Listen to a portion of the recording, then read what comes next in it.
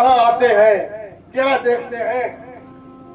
قبر کھودی ہوئی، ایک قبر کھودی ہوئی ہے اور صحابہ کرام موجود ہیں، حضرت ابو بکر صدیق موجود ہیں، حضرت عمر فاروق اعظم موجود ہیں، دوسرے صحابہ بھی موجود ہیں۔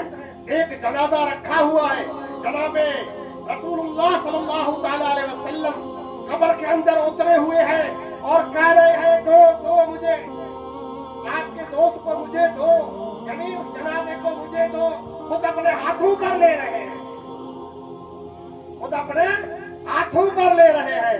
حضرت مولانا شمول فرما رہے تھے کہ ایک لاش کو حضرت موسیٰ علیہ نبینا علیہ السلام دفنا رہے تھے، حضرت موسیٰ اس خوش نصیب کو دفنا رہے تھے، اور یہاں ایک خوش نصیب ہے اس امت کا جس کو نبی نہیں نبیوں کا سردار اپنے ہاتھوں میں لے رہا ہے، نبیوں کا سردار اپنے ہاتھ میں لے رہا ہے، محبوب اپنے ہاتھوں میں اس کی لاش لیتے ہیں۔ میں نے عرض کیا یا رسول اللہ یہ خوش نصیب کون ہے؟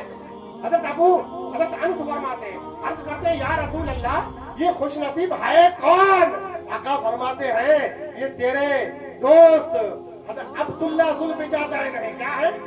عبداللہ ذوالبجادین ہے، ان کا نام آقا نے عبداللہ رکھا تھا، عبدالعزیٰ سے بدل کر عبداللہ رکھا تھا، اور ذوالبجادین اس لیے کہا گیا، آقا نے لقب دے دیا ذوالبجادین کیونکہ وہ ایک کپڑے کو بیچ سے جو ہے کاٹ کر دو چادریں انہوں نے بنا لی تھی، اس لیے ذوالبجادین آقا نے اس کو خطاب دے دیا تھا۔ حضرت انس سے آقا نے فرمایا اے انس یہ تیرا ساتھی ہے، عبداللہ ذوالبجادین ہے۔ آقا ان کو قبر میں سلاتے ہیں، اپنے غلام کو قبر میں سلاتے ہیں، قبر میں سلا کر محبوب نبی کریم صلی اللہ تعالی علیہ وسلم اس کے چہرے سے کفن کا کپڑا ہٹاتے ہیں۔ کیا کرتے ہیں؟ کفن کا چہرے سے کپڑا ہٹاتے ہیں اور چہرے پر ہاتھ پھیرتے ہیں، ہاتھ پھیر کر کے کہتے ہیں یا اللہ آج شام تک میں اس سے راضی تھا، اس کے جانے تک میں اس سے راضی تھا، تو بھی راضی ہو جانا ہے۔ یا اللہ یہاں سے یہ جانے کے وقت تک آج شام تک میں اس سے راضی تھا، تو بھی راضی ہو جانا۔ حضرت انس کہتے ہیں اے کاش آج مرنے والا میں ہی ہوتا،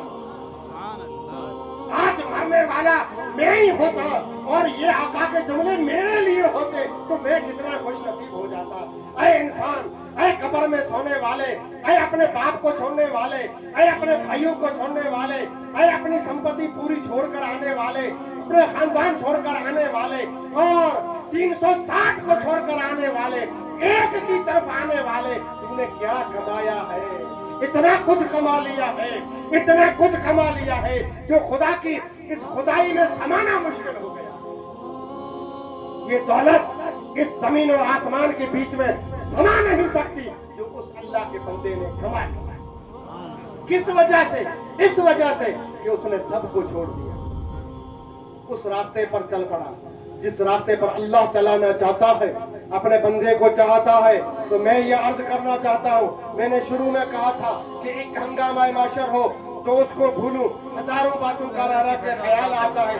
آج کا دور اتنا پرفتن دور ہے، میرے استاد کہتے تھے کہ آج کے دور میں، میرے استاد صوفیت جو ہے باصفا مفتی تھر حضور مفتی ولی محمد قبلہ رحمت اللہ تعالی علیہ جو اللہ کو پیارے ہو گئے ہیں، وہ فرماتے تھے کہ اج جی دور میں ایمان بچائن ہتھ میں ٹانڈا چلن، کہتے تھے اج جی دور میں ایمان بچائن ہتھ میں ٹانڈا چڑھن۔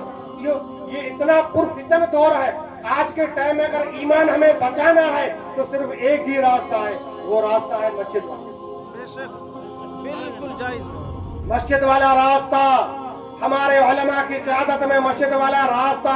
یہ سر اللہ کو جھکا دو، اگر سر جھکا دیں گے تو وہ راضی ہو جائے گا، وہ راضی ہو جائے گا۔ ایک مثال عرض کر دوں، بات ختم کرتا ہوں، بس ایک مثال عرض کر دوں، لمبی بات ہو گئی، میں نے عرض کیا تھا پہلے کہ جلدی ختم کرنا چاہیے، اب مجھے آپ نے لاسٹ میں بیٹھایا ہے تو بات تو کرنی پڑے گی۔ بہرحال اپنے یہاں کہیں گاؤں کا بڈیرا کوئی ناراض ہو جاتا ہے، پٹیل وغیرہ ناراض ہوتا ہے، तो क्या करते हैं अपन? अपना वो नाराज हो जाता है तो कमीज उतार कर उसके सामने रखते हैं, क्या रखते हैं? कमीज, जुब्बा, हाँ?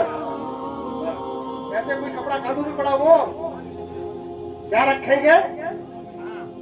ये कपड़ा चाहे पागड़ी हो और ये हमारे भाई की तरह वाले टोपी हो, अगर सर का कपड़ा अगर रखेंगे उसके पाँव में या वहां रख देंगे कि यार मान ले, अब तो मान ले, हमारी गलतियां माफ कर ले, मान ले, तो बेचारा कहेगा कि भाई मानने वाला तो नहीं था, मैं इतना नाराज